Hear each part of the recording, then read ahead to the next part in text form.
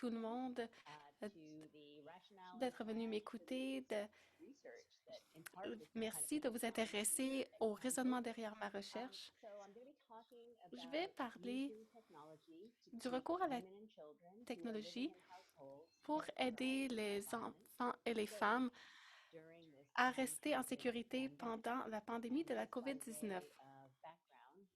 Et pour vous donner un peu de contexte, très rapidement, je suis professeure en santé publique à l'Université à Toronto. Détiens la chaire de recherche du Canada en intervention en santé et je suis scientifique à un centre de l'hôpital Saint-Michael's et je fais de la recherche sur la violence conjugale depuis 25 ans. Très rapidement, si vous n'êtes pas très au de la question, je vais commencer par dire que la prévalence de la violence conjugale est assez élevée. Environ une femme sur trois subit de la violence dans sa vie et le taux est plus élevé que d'autres causes de décès. Par exemple, le taux est plus élevé que le diabète, les maladies cardiaques, le cancer du sein. Malheureusement, la violence conjugale n'attire pas autant d'attention que les autres maladies dont je viens de parler. La pandémie a empiré la situation pour les victimes de violences conjugales. Environ une dizaine de pays ont signalé une augmentation de la violence conjugale. C'est très difficile de mesurer le taux de violence conjugale, mais on a des données sur le nombre d'appels, le nombre d'interventions policières et tous ces paramètres ont augmenté partout. Chaque jour, de nouveaux reportages médiatiques nous parlent de la violence subie par les femmes et les enfants, et ce pendant la pandémie. Et cette pandémie a aggravé les facteurs qui contribuent au risque de violence conjugale, ce qui fait en sorte que le foyer des victimes est encore moins sécuritaire. Je vais vous donner des exemples de ce qui s'est passé depuis le début de la pandémie. La pandémie a causé une récession économique et près de 5 millions d'emplois ont été perdus et des personnes, des travailleurs voient une baisse involontaire de leurs heures de travail. Ici, on voit le nombre d'emplois qui ont été perdus par heure travaillée. Ce sont des données qui ont été dévoilées vendredi et ça nous montre ce qui s'est passé dans les 2 derniers mois et on voit qu'il y a un ralentissement économique. Ces données identifient les foyers qui sont les plus touchés par le stress accru causé par les difficultés financières et aussi par le risque de violence. Et il faut ajouter à cela le fait que les services ont été réduits et que les écoles ont été fermées, qui sont des sources d'appui pour les femmes et les enfants où il y a de la violence. Et en plus, nous devons nous isoler, nous confiner à la maison et tout cela, ça aggrave le stress dans les foyers. Les refuges ne sont pas vraiment une option pour les femmes qui ont un stress accru. Pourquoi? Parce qu'il y a des problèmes de surcapacité dans ces refuges et aussi il y a un risque d'infection de la COVID et il est très difficile de s'isoler. L'interpréteur m'a signalé que quelqu'un tape sur son clavier.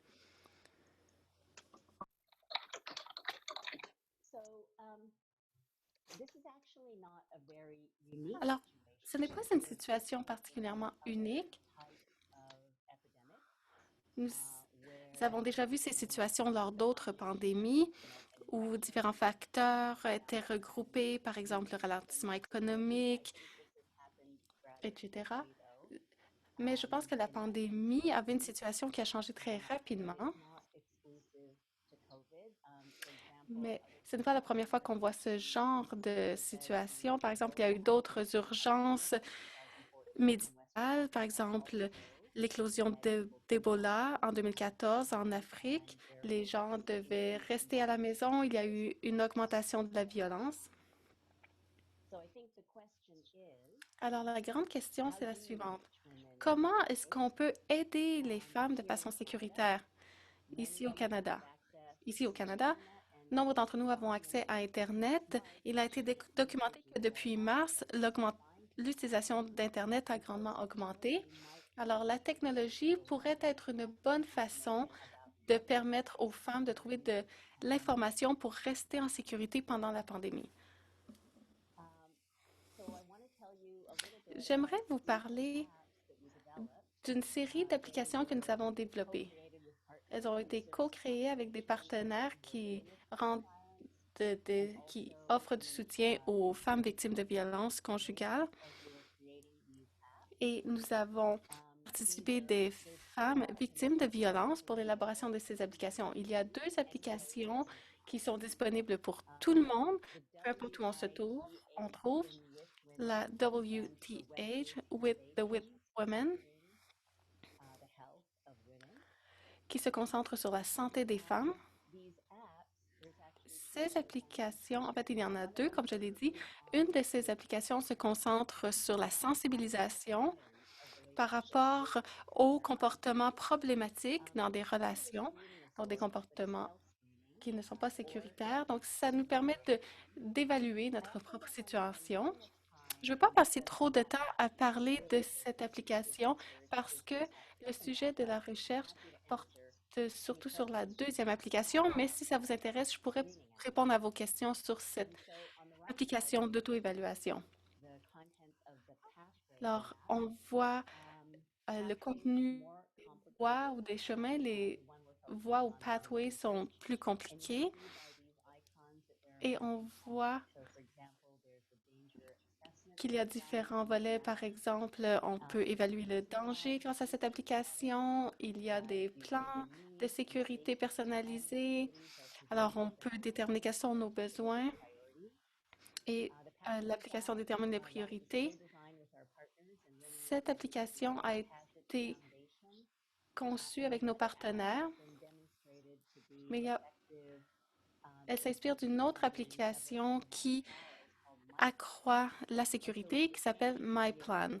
Alors, nous avons repris certaines des fonctionnalités de MyPlan avec la permission des concepteurs de MyPlan et nous avons adapté MyPlan à notre propre contexte, par exemple, pour tenir compte du contexte des femmes qui subissent la violence conjugale. Cette application permet aux femmes de prendre de meilleures décisions quant à la planification sur la sécurité. Alors, ces deux applications ont des fonctionnalités sur la sécurité. Une de ces applications cache les sites Internet qui ont été consultés. Cette application permet de ne laisser aucune trace sur nos ordinateurs ou sur nos téléphones et ça semble vraiment être la voie de l'avenir, n'est-ce pas? Non, pas vraiment, parce que une des limites de l'application With Women, c'est que il n'y a pas de planification pour la sécurité dans cette application qui serait appropriée pour une urgence de santé publique comme celle à laquelle nous sommes confrontés présentement.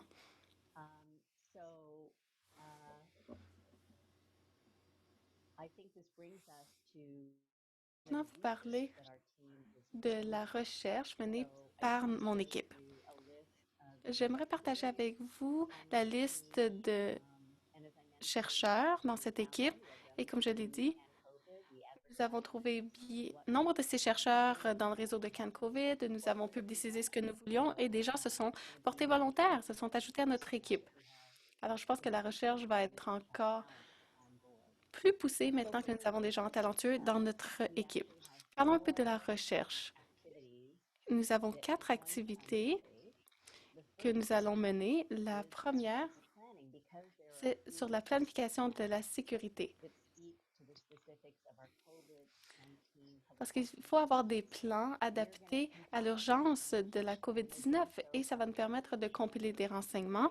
Ce sera possible en travaillant avec des agences de services publics, avec des violences conjugales. Ainsi, on saura si les stratégies mises de l'avant fonctionnent. Nous nous sommes inspirés des dernières urgences en matière de santé publique et nous allons combiner tous ces renseignements et nous allons travailler avec nos partenaires. Nous allons résumer l'information en comportements sécuritaires adaptés à la pandémie. Par exemple, au fait qu'il faut rester confiné à la maison. On ne peut pas quitter son foyer et il faut rester à la maison, parfois avec un auteur de violence.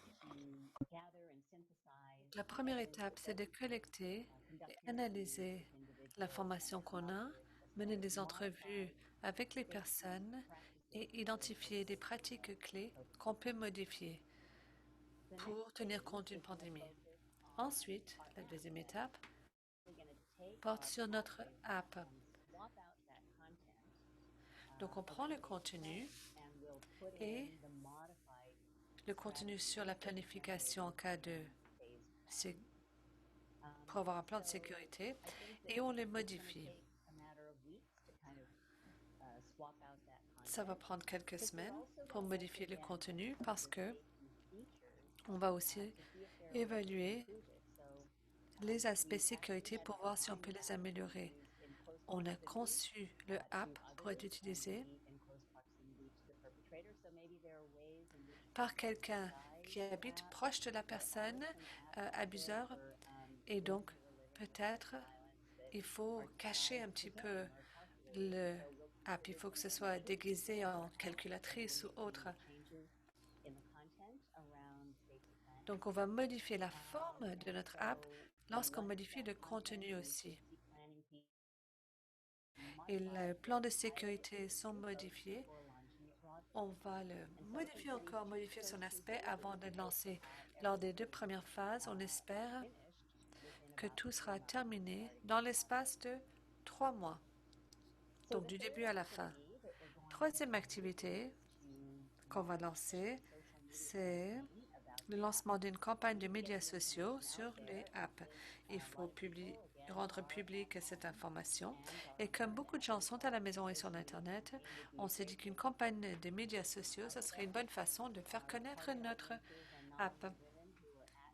Notre public ciblé, c'est les femmes à la maison qui font face aux violences, mais aussi les fournisseurs de services qui aimeraient peut-être savoir que cette app existe ou que le plan de sécurité modifié existe aussi. On va travailler dessus pendant quelques mois, pendant quelques mois après le app modifié. Alors, notre app modifié aura donc les aspects de la sécurité. Ça pourrait être utilisé par les femmes en tout temps, donc 24 heures par jour. Et on va avoir des plans de sécurité appropriés pour une situation comme la COVID. Les apps ont été utilisées en milieu médical. Donc, le premier app dont je vous ai parlé sur la vérification, on s'en est servi dans un milieu médical.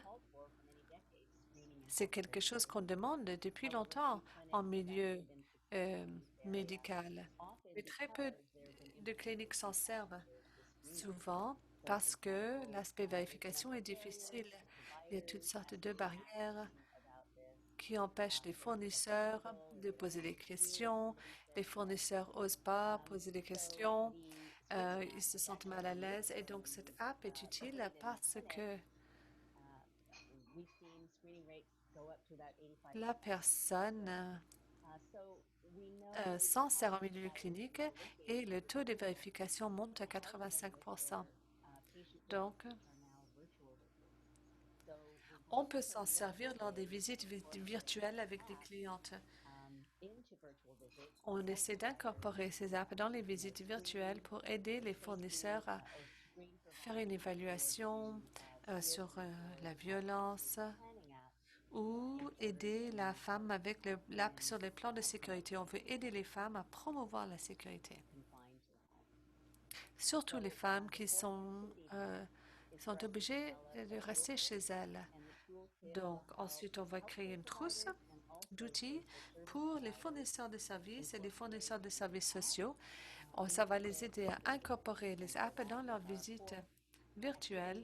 Et voilà pour la quatrième activité et quatrième objectif. Donc, en résumé, le projet tient compte des plans de sécurité dans des cas d'urgence en santé publique. On va distribuer cette information partout, mais on va prendre l'information et l'inclure dans cette app sur le parcours ou le contenu. Et donc, elles peuvent avoir accès à cela même si elles sont isolées chez elles. Et on va créer cette trousse d'outils pour les fournisseurs d'aide sociale et d'aide médicale pour les aider à se servir de ces apps lorsqu'elles vérifient violence entre partenaires intimes et pour les aider à expliquer les plans de sécurité modifiés aux femmes isolées. Voilà pour ma présentation. C'est un survol très rapide de ce qu'on fait et je suis maintenant prête à répondre à vos questions sur ce qu'on a l'intention de faire. Merci beaucoup, Dr. Ocampo. C'est vraiment fantastique. Alors, vous pouvez, voilà, on enlève votre présentation. Maintenant, on va avoir une petite discussion. Le groupe est un petit peu plus petit aujourd'hui, alors j'invite tout le monde à lever la main si vous voulez prendre la parole ou faire un commentaire. Je suis tout à fait prête à lire vos questions dans la rubrique chat. Si vous avez des questions ou commentaires pour la docteure, alors n'hésitez surtout pas. Attendez. Le développement de votre app semble être très intéressant. Est-ce que vous travaillez avec un développeur qui connaît bien la technologie? Comment vous faites? Oui, on a un développeur qui travaille sur toute la partie technique. Souvent, on va voir un développeur et on est avec une idée et c'est le développeur qui fait le tout parce qu'il a les compétences qu'il faut.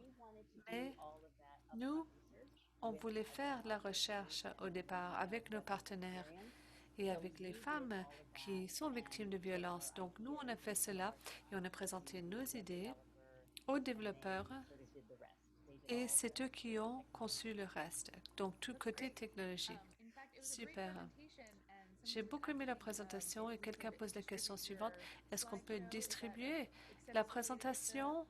Est-ce que ça vous dérange? Est-ce que ça va? Ah oui, tout à fait. Allez-y. Mais voilà, Caroline. Ensuite, quelqu'un pose la question. Est-ce que l'enregistrement... Non, non. Est-ce que l'enregistrement est disponible? Oui, c'est disponible sur YouTube. Alors, c'est du travail très, très important.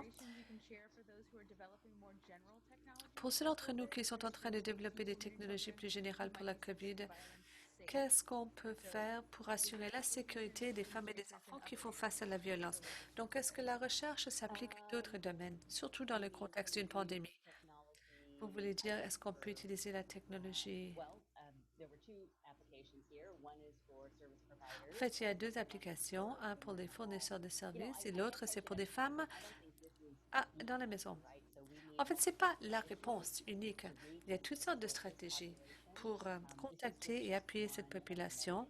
Ce n'est qu'une solution, entre autres. Je pense que la technologie, dans un milieu médical, il y a beaucoup de demandes pour un système de vérification ou d'évaluation de la situation d'une femme pour voir s'il y a violence ou pas.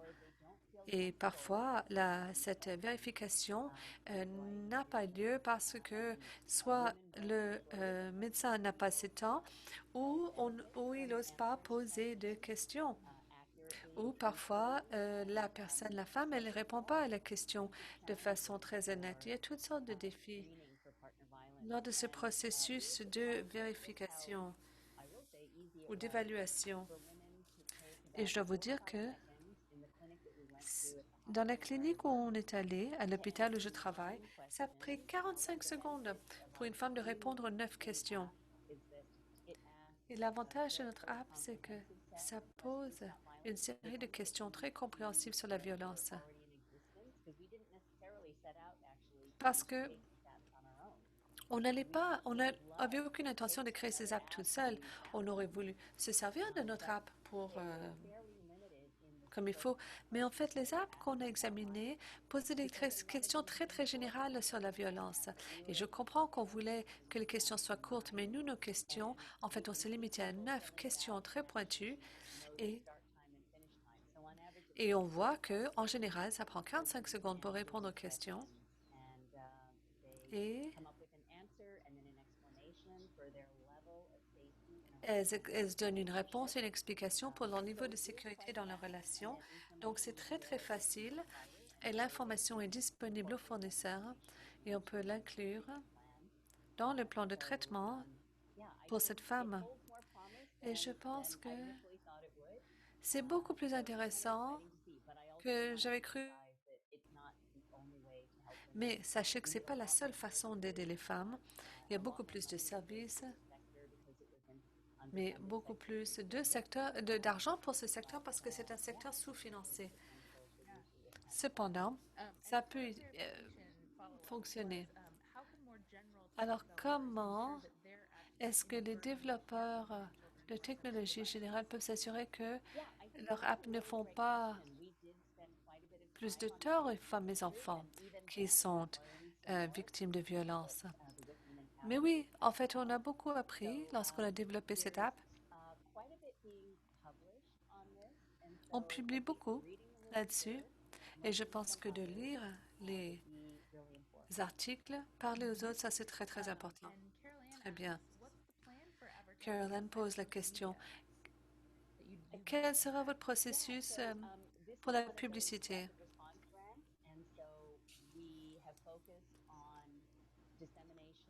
On a l'intention de distribuer cette information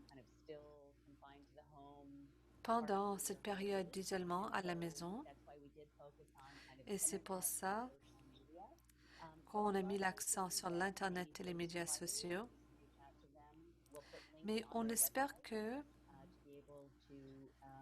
les fournisseurs des services sociaux et services médicaux pourront en parler sur leur site web, le recommander comme ressource et on espère que on va pouvoir distribuer les choses comme ça.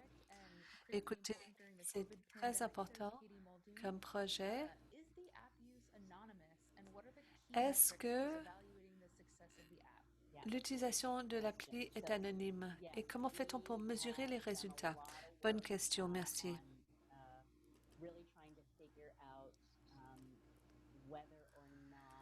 On a beaucoup travaillé sur le suivant.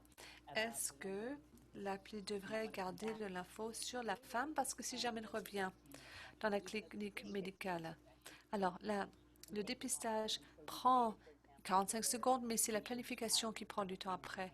Et on s'est dit, mais écoutez, est-ce que les femmes devraient garder un code ou leur nom ou quelque chose? Mais finalement, on a décidé que tout serait anonyme.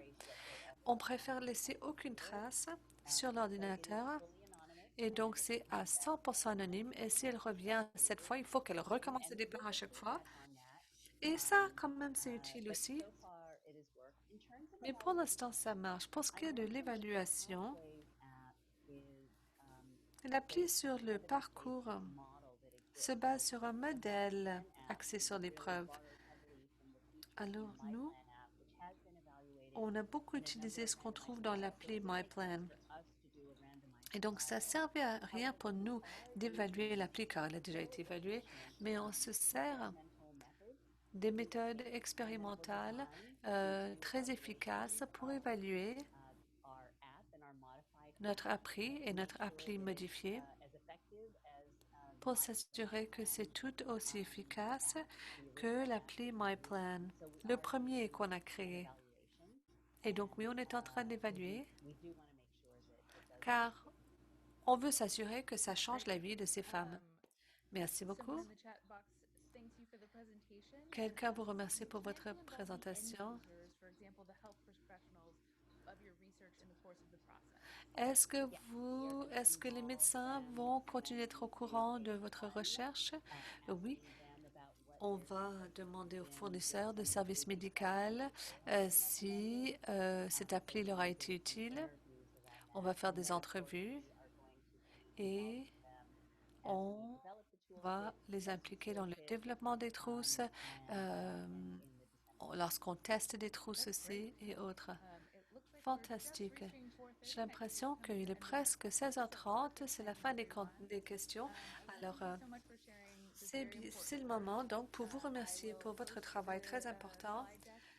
Je vais mettre votre présentation sur le Slack de CanCovid et tout le monde peut y avoir accès aux besoins.